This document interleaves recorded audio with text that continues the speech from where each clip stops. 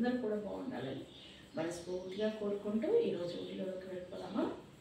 చూసాను కదండి తమ్ముళ్ళు, పిల్లలు ఉన్న అంటే స్కూల్కి వెళ్ళే పిల్లలు ఉన్న తల్లిదండ్రులు ఆ ఆవేదనను అర్థం చేసుకోండి. ఇక్కడ చూడండి, ఆవేదనను అర్థం చేసుకోండి అని నేను పెట్టలేదు, ఆ ఆవేదనను అర్థం చేసుకోండి ప్లీజ్ అని పెట్టాను కదండి.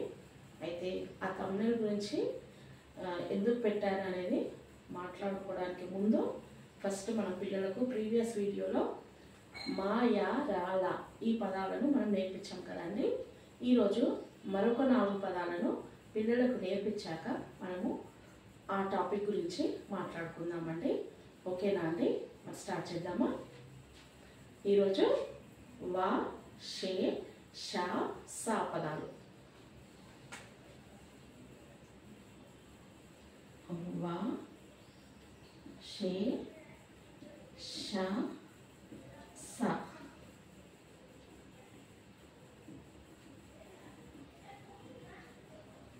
పదాలు. వా, షే, షా, సా పదాలు. ఈ 4 పదాలు మనం నేర్పిద్దామండి. అయితే వాతో వచ్చే పదం ఏంటండి? వనం. మనం సరళ పదాలు కదా నేర్పించేది, పిల్లలకు ఈజీగా ఉండడానికి, గుణింతాలు లేకుండా, ఒత్తులు లేకుండా మనం నేర్పించే పదాలు వనం. వా నాకు సున్నబడితే నం, వనం. వనం అంటే ఏంటి? ఫారెస్ట్, అడవి. లేకపోతే మన ఇంటి ముందు కొన్ని పూల మొక్కలు, కొన్ని చెట్లు పెట్టుకుంటాం కదండి, చాలా వరకు పెట్టుకుంటే దాన్ని వనం అంటారు, పూల వనం. ఓకేనండి, వనం. మరి పిల్లలకు ఫారెస్ట్లో ఏముంటాయి? యానిమల్స్ ఉంటాయి.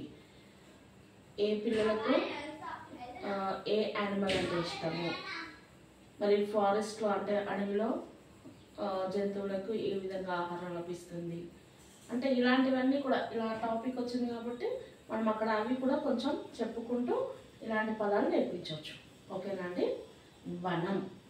వా నాకు సున్నబడితే నం, వనం. నెక్స్ట్ షే, నా, గా, శనగ. షేతోని శనగ. శనగలు తింటారు కదండి పిల్లలు, అవి చాలా మంచివి, ప్రోటీన్ ఉంటుంది, ఫైబర్ కంటెంట్ ఎక్కువగా ఉంటుంది, అది హెల్త్కి చాలా మంచిది. ఇవి పిల్లలకు మీరు బ్రేక్ఫాస్ట్లో పెట్టవచ్చు, లేదంటే ఈవినింగ్ స్నాక్స్ లాగా ఇవ్వచ్చు. ఇలా పిల్లలకు వీటి గురించిన హెల్త్ బెనిఫిట్స్ చెప్పొచ్చు, ఇంట్లో ఉంటే చూపెట్టవచ్చు. శనగ, షే, నా, గా. ఓకేనండి. Third one Shah. అయితే ఈ పదం, ఈ లెటర్తో మనకు చాలా తక్కువ పదాలు వస్తాయి. తక్కువ అంటే చాలా తక్కువ పదాలు. అయితే షాతోని శకలక,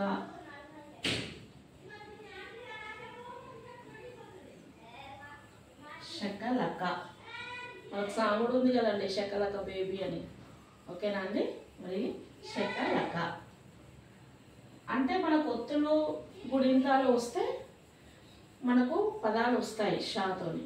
కానీ ఇక్కడ మనము వాళ్ళకి ఒత్తులు, గుణింతాలు లేకుండా నేర్పించాలి కాబట్టి ఈ విధంగా మనం నేర్పిస్తున్నాం. షారాసి కలక, శకలక. ఓకేనా అండి? నెక్స్ట్ సా. సాక్సున పడితే సన్, సంత. సంత అంటే ఒక మినీ మార్కెట్ అని చెప్పొచ్చు. అంటే అక్కడ కూరగాయలు దొరుకుతాయి, మన కనీస అవసరాలు ఏమేమి ఉంటాయి, పిల్లలకు సంబంధించిన బొమ్మలు కానివ్వండి, లేకపోతే ఫ్రూట్స్ కానివ్వండి, వెజిటేబుల్స్, మనం ఇంట్లో ఉపయోగించే చిన్న చిన్న ఐటమ్స్ అన్నీ కూడా ఈ సంతలో మనకు దొరుకుతాయి. మనకు మార్కెట్ అయితే ప్రతిరోజు ఉంటుంది, కానీ విలేజెస్లలో ఏం చేస్తారంటే వారంలో ఒక రోజును పెట్టుకొని ఆ రోజు మొత్తం కూడా ఆ ఊర్లో ఈ సంత అనేది నిర్వహిస్తారు. పిల్లలకు మీరు ఒకవేళ విలేజ్లో ఉంటే తీసుకెళ్ళండి. సంతలో ఏమేమి దొరుకుతాయి, రైతులు ఎక్కడ తీసుకొస్తారు కూరగాయలు, అవి ఎంత ఫ్రెష్గా ఉంటాయి. సంతలో చాలా ఫ్రెష్గా మనకు దొరుకుతాయండి. చాలా తక్కువ ధర కూడా ఉంటుంది. కాబట్టి పిల్లలకు ఇలాంటివి నేర్పించండి. మరి ఈ సంత అనేది సోమవారం, కొన్ని ఊర్లలో సోమవారం పెడతారు, కొన్ని ఊర్లలో శుక్రవారం పెడతారు, కొన్ని ఊర్లలో ఆదివారం పెడతారు. ఆ రోజు అక్కడ ఫిష్ దొరుకుతుంది, ప్రతిదీ దొరుకుతూ ఉంటుంది. కాబట్టి ఇది పిల్లలకు చెప్పండి, సంత అంటే ఏంటి అనేది మీకు వీలైతే తీసుకెళ్ళండి. ఓకేనా అండి? ఈ 4 పదాలు పిల్లలకు నేర్పించండి. చూడండి, వనం, వా నాక్షణ పెడితే నం, వనం, శనగ, శకలక, సంత. మళ్ళీ ఒకసారి రిపీట్ చేస్తున్నానండి.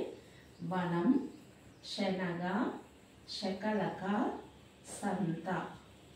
ఇవి పిల్లలకు స్లేట్ పైన దిద్దించండి, నోట్బుక్లో రాయించండి. ఇది నేను ప్రతిరోజు చెప్తూనే ఉన్నాను, ఇవి డైలీ రాయించమని. ఓకేనా అండి? ఇవి ఇక్కడ వనం, వనం, వనం, శనగ, శనగ, శనగ, శకలక, శకలక, శకలక, అలా 3 టైమ్స్ రాయించండి. ఇవి పిల్లలకు వచ్చేదాకా ఫస్ట్ చదివించండి, తర్వాత దిద్దించండి, రాయించండి. ఓకేనా అండి? ఇది ఈ 4 పదాలు ఈరోజు పిల్లలకు నేర్పించండి. చెప్పాను కదండి, తమ్ముళ్ళలో నేను పెట్టింది మీరు చూసే ఉంటారనుకుంటున్నానండి. స్కూల్కు వెళ్ళే పిల్లలు ఉన్న తల్లిదండ్రులందరూ కూడా ఆ ఆవేదనను అర్థం చేసుకోండి ప్లీజ్ అని పెట్టాను కదండి. అయితే ఇది నేను ఎందుకు ఈరోజు పెట్టానంటే, నేను ఒక 3-4 డేస్ బ్యాక్ యూట్యూబ్లోనే ఒక వీడియో చూశానండి. అయితే అది కూడా నేను పెడదాం అనుకున్నాను వీడియోలో, కానీ పెట్టచ్చో లేదో అని డౌట్తో నేను పెట్టలేకపోయానండి. అయితే అక్కడ ఒక హెచ్ఎం మేడం, ఒక ఎడ్యుకేషనల్ మీటింగ్ అక్కడ జరుగుతూ ఉంది. అక్కడ ఒక హెచ్ఎం మేడం తన ఆవేదనను ఎంత అంటే తన మాటల రూపంలో తనకు ఎంత ఆవేదన ఉన్నది అనేది అర్థమవుతుంది. ఒక ఏడుపు ఒకటే తక్కువ ఆ మేడంకి. మరి తను ఒక స్కూల్లో హెచ్ఎం అంట. అయితే తను పిల్లల గురించి అక్కడ మాట్లాడుతూ ఉన్నారు. అక్కడ తను చెప్పిన అంశాలు ఏంటంటే 3 పాయింట్స్ చెప్పారండి. అంటే ఇంకా చెప్పారు, కానీ నేను చెప్పేది ఏంటంటే 3 పాయింట్స్.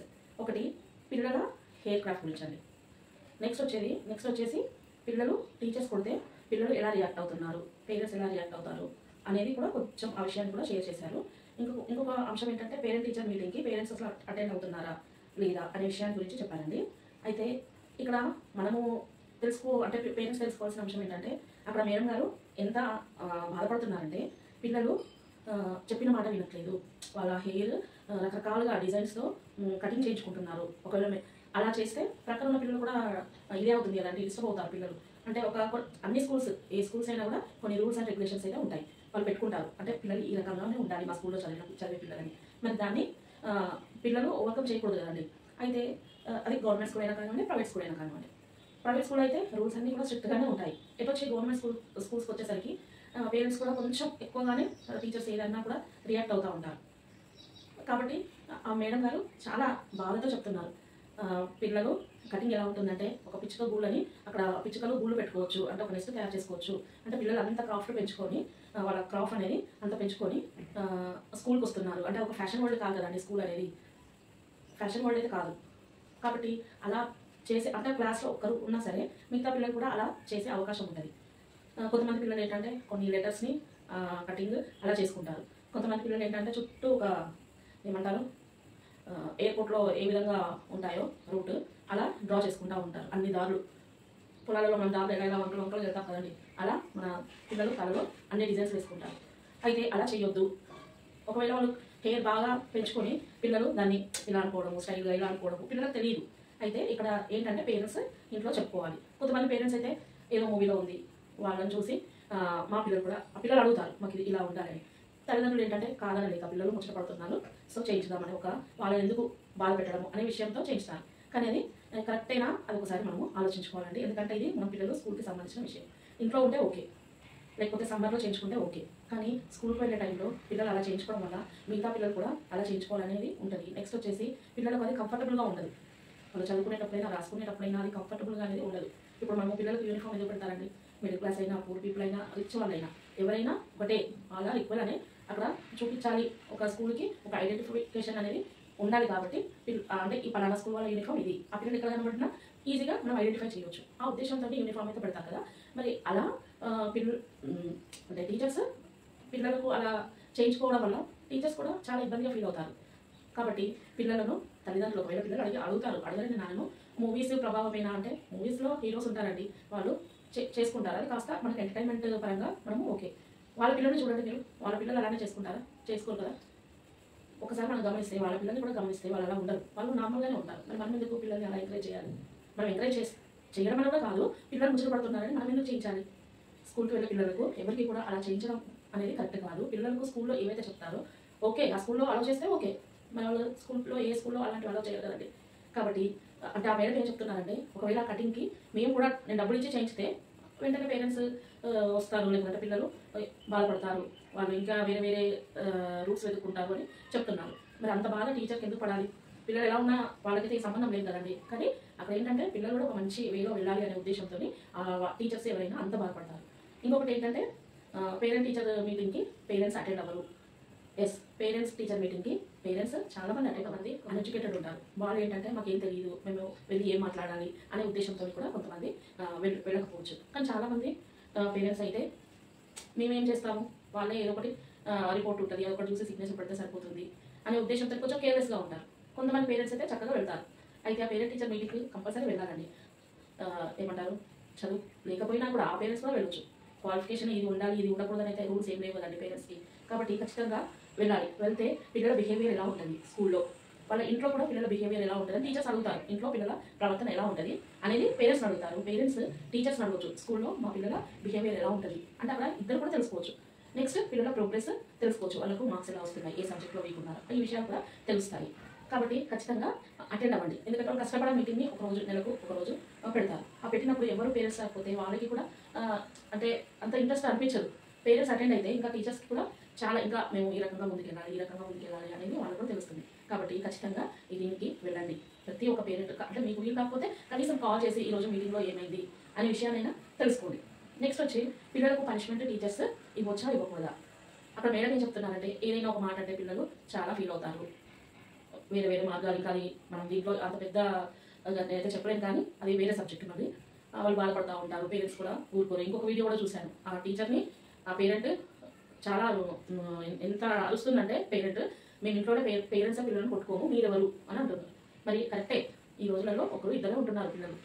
పనిష్మెంట్ అనేది మనం ఇవ్వకూడదు, టీచర్స్ ఎవరైతే ఉన్నారో ఇవ్వకూడదు, ఓకే అక్కడ వరకు ఓకే. కానీ మరి పిల్లల బిహేవియర్ అనేది ఎలా మారుతుందండి? కొంతమంది పిల్లలు చాలా రూడ్గా బిహేవ్ చేస్తారు క్లాస్లో. ఎదుటి పిల్లల్ని కొట్టడము, తిట్టడము, వాళ్ళు రాసుకున్న బుక్స్ని చింపివేయడము, దొంగతనాలు చేయడము, ఇలాంటివి చేస్తూ ఉంటారు. మరి అది పేరెంట్స్ వాళ్ళు గమనించరు. మరి టీచర్స్కి తెలిసినా టీచర్స్ మందలించకపోతే అది ఎవరు తప్పు అవుతుందండి? కాబట్టి టీచర్ కొంచెం చిన్నగా అంటే వాళ్ళు కొట్టాలనే ఉద్దేశంతో ఉండరు, పిల్లల్ని కొట్టాలి తిట్టాలనే ఉద్దేశంతో ఉండదు. ఎందుకంటే వాళ్ళకు ఇంట్లో పిల్లలు ఉంటారు కదండి, ఒకరు ఇద్దరు ఉంటారు, వాళ్ళకు అక్కడ ఇంట్లో ఒకరు ఇద్దరు ఉంటారు. కానీ స్కూల్కి వచ్చేసరికి వాళ్ళ క్లాస్లో ఉన్న పిల్లలందరూ వాళ్ళ పిల్లలానే చూస్తారు టీచర్స్. స్కూల్లో ఉన్న పిల్లలందరూ కూడా హెచ్ఎం మేడమైనా సరే ఎవరైనా కాకపోతే వాళ్ళ పిల్లలానే చూస్తారు. సో పేరెంట్స్ అది అర్థం చేసుకోవాలి. పిల్లల్ని కూడా అలా మనం మోటివేట్ చేయాలి. టీచర్ ఏదైనా చిన్న మాట అన్నా నువ్వు బాధపడద్దు, టీచర్ ఒక చిన్న దెబ్బ వేసినా నువ్వు ఫీల్ అవ్వద్దు. వాళ్ళు అసలు మ్యాక్సిమం ఇప్పుడు ఎవరు కొట్టట్లేదు స్కూల్లో, ఎక్కడన్నా అలా కొట్టినా కూడా అది వాళ్ళు ఎంతో వాళ్ళు అల్లరి చేస్తే తప్ప ఒక్క చిన్న మాట అంటారేమో. కానీ దానికి పిల్లలు వేరే వేరే రకాలుగా అర్థం చేసుకొని ఆ ఇంట్లో చెప్పడము, పేరెంట్స్ కూడా తెల్లారి వేస్తే ప్రేమ ముందు అక్కడ ఉండి టీచర్స్ మీద అరవడము, ఇలాంటివి కూడా కరెక్ట్. అంటే పిల్లలు ఏం చేశారనేది ఫస్ట్ మనం తెలుసుకోవాలి. ఓకే టీచర్ కొట్టారు తప్పే, మరి పిల్లలు ఏం చేస్తే కొట్టారు అది కూడా మనం తెలుసుకోవాలి. అలా ఒకవేళ పనిష్మెంట్ ఇవ్వడం అనేది అయితే రూల్ లేదు, కానీ అది చాలా మితిమీరితే తప్ప వాళ్ళు ఒక చిన్నగా మందలిస్తారు. ఆ మందలింపు అనేది ఎలా ఉంటుందంటే మళ్ళీ వాళ్ళు టీచర్స్ మందలిస్తారు, మళ్ళీ పిల్లలను సెట్ చేస్తారు. ఓకే రాండి, అలా పిల్లల్ని ఫస్ట్ అది కూడా రావద్దు అంటే పేరెంట్స్ కూడా కొంచెం ఇంట్లో పిల్లల్ని అలా మోటివేట్ చేయాలి. మీరు అలా చేయకండి. ఒక ఇంట్లో ఇద్దరు పిల్లల్ని పేరెంట్స్ భరిస్తారండి. ఒకరోజు అలా చేస్తే దసరా వెకేషన్ హాలిడేస్ ఉంటాయి కదండి, సమ్మర్ వెకేషన్ ఉంటుంది, పిల్లలు అలా చేస్తుంటే మనం ఏమంటాం, మీకు అనవసరంగా హాలిడేస్ ఇచ్చారా, మీకు ఈ హాలిడేస్ ఇవ్వడం ఏంటో కానీ మాకు ప్రాణాలు పోతున్నాయని అంటారు. మరి అదే టీచర్ క్లాస్లో 45 minutesలో 40 members, కొన్ని స్కూల్స్లలో గవర్నమెంట్ స్కూల్స్లో అయితే 50 members ఉంటారు. వాళ్ళు ఎంత భరిస్తారంటే మార్నింగ్ టు ఈవినింగ్, వాళ్ళ కోపం రాదా? కాబట్టి మనం కూడా అర్థం చేసుకున్నామండి, పిల్లలను మనం కూడా అలా చేయొద్దు. మీరు ఆడుకునేటప్పుడు ఆడుకోండి, పిల్లలందరూ కూడా ఏమంటారు ప్రేమపూర్వకంగానే ఉండాలి, టీచర్స్తో రెస్పెక్ట్గా ఉండాలి, రెస్పెక్ట్ ఇవ్వాలి టీచర్స్కి. మీ టీచర్స్ హోంవర్క్ ఇచ్చినప్పుడు చేయాలి, హోంవర్క్ ఇస్తే చేయకపోతే కూడా వాళ్ళని ఏమనొద్దు. మరి అప్పుడు పిల్లలు ఎలా తయారవుతారండి? కాబట్టి ఇవన్నీ విషయాలు పేరెంట్స్ అర్థం చేసుకుంటారని, మరి ఆ మేడం ఎంత ఆవేదన పడుతున్నారో ఆ ఆవేదనను కనీసం ఎంతోమంది మీరు చాలా మంది అది చూసే ఉంటారు. అలా ఆ మేడం ఒక్కరు బయటకు వచ్చారు, మనకు కనబడుతున్నారు. కానీ ప్రతి స్కూల్లో టీచర్స్ ఇలానే బాధపడే టీచర్స్ చాలా మంది ఉంటారండి. మన బస్సులలో టీచర్స్ మాట్లాడుకుంటూ ఉంటారు. ఎక్కడైనా మీటింగ్స్ ఉన్నప్పుడు అక్కడ పిల్లల గురించి టీచర్స్ ఎప్పుడైనా పిల్లల గురించి మాట్లాడుకుంటూ ఉంటారండి. కాబట్టి పేరెంట్స్ ఇది అర్థం చేసుకుంటారని నేను ఆశిస్తున్నానండి. పిల్లలను మంచిగా మోటివేట్ చేయండి. వాళ్ళు కూడా నీట్గా ఉండి పిల్లలు టీచర్స్కి రెస్పెక్ట్ ఇచ్చే విధంగా ఉండేటట్టుగా పేరెంట్స్ టీచర్స్ మీటింగ్కి మీరు కూడా అటెండ్ అయ్యే విధంగా మీరు ఉంటారని నేను ఆశిస్తున్నానండి. మరి ఓకేనండి, ఈ వీడియో కనుక మీకు నచ్చినట్లయితే లైక్ చేయండి, షేర్ చేయండి, సబ్స్క్రైబ్ చేయడం మాత్రం మర్చిపోకండి. మంచి వీడియోతో మీ ముందుకు వస్తానండి. బాయ్.